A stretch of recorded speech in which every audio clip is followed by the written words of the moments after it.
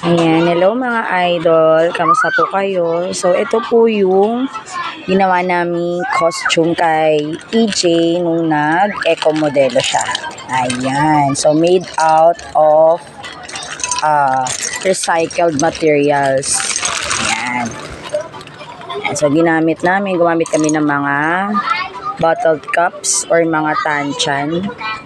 Ayan, tapos meron kaming binili sa Lazada na ang cover niya, pinang cover ito yung Dove, isang buo, kaya naswertehan. Ayan, then meron tayong yung mga sachet ng kape. Ayan, so pinagsama-sama natin, tinahi natin sa damit, no? So may ginamit akong damit na di na siya talaga ginagamit. So, yun yung ginamit namin as base pag didikitan nung mga bottled cups. Ayan. Ng mga design sa damit niya. So, ito yung top. Tapos, ito naman yung para sa ayan, sa pambaba niya. So, yung tema kasi na napili namin is tribal. So, bahag. Ayan. So, yung sa bahag niya, purong sachet siya ng kape. Ayan. So, harap tsaka likod, nilagay lang namin ng garter bilang panali. Ayan, para mas madali siyang maisuot. So, etong design na to, actually,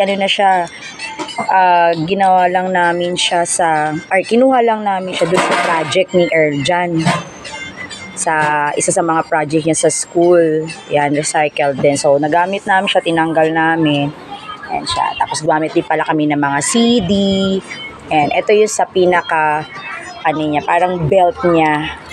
Ayan, belt niya. Para hindi masyadong kita yung pinakataas ng bahag. Ayan. So, ito din. Itong mga design na to galing yan sa project ni EJ na bahay. So, sa puno niya, tapos pinagkakat lang namin siya. Tapos, ito naman yung mga accessories sa paa niya. Yan, dinikit lang namin sa dati rin niyang ginamit sa costume niya nung maliit pa siya. Tapos, ito naman yung sa kamay niya.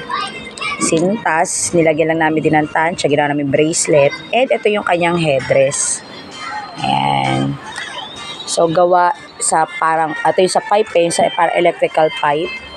Tapos, nilagyan namin din ng dahon-dahon na gawa sa bote ng Mountain Dew. Ayan. So, yan yung kanyang costume. Ayan. Worth it naman kasi actually, may mga may mga yung sword niya. Yung sword niya din is gawa naman sa PVC pipe. Then, yung kanyang kalasag. Ayan. So, gawa sa PVC pipe yung kalasag niya. So, ito. Ayan. So, ito yung kanyang sword.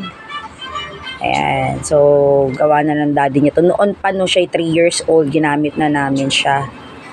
Ayan. So, tinatabi lang namin at yan nga, nagamit muli siya. Ayan. So, dalawa actually yung sword niya. Meron pang isa. Tapos, yung kanyang shield. Ayan, yung shield din niya gawa sa PVC. Actually, merong merong CD. Kailan tinanggalan namin kasi nag-crack siya after the event. Ayan. So, dito sila na-amaze saan daw gawa itong kanyang kalasag. So, sabi namin, gawa po yan sa PVC pipe.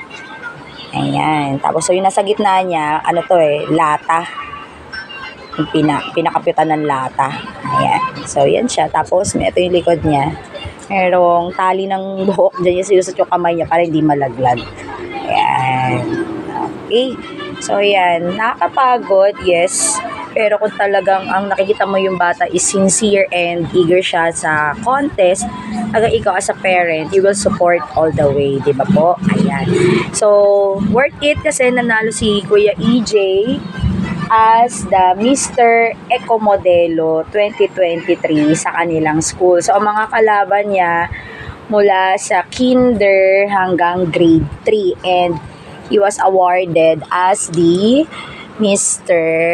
Eco Modelo 2023. Ayan. So, yan yung isa sa mga first first award niya for this school year 2023-2024. Ayan.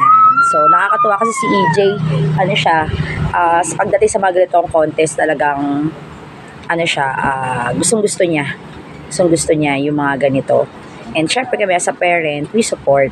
Diba po? Ayan. So, thank you so much po. See you on our next vlog. God bless.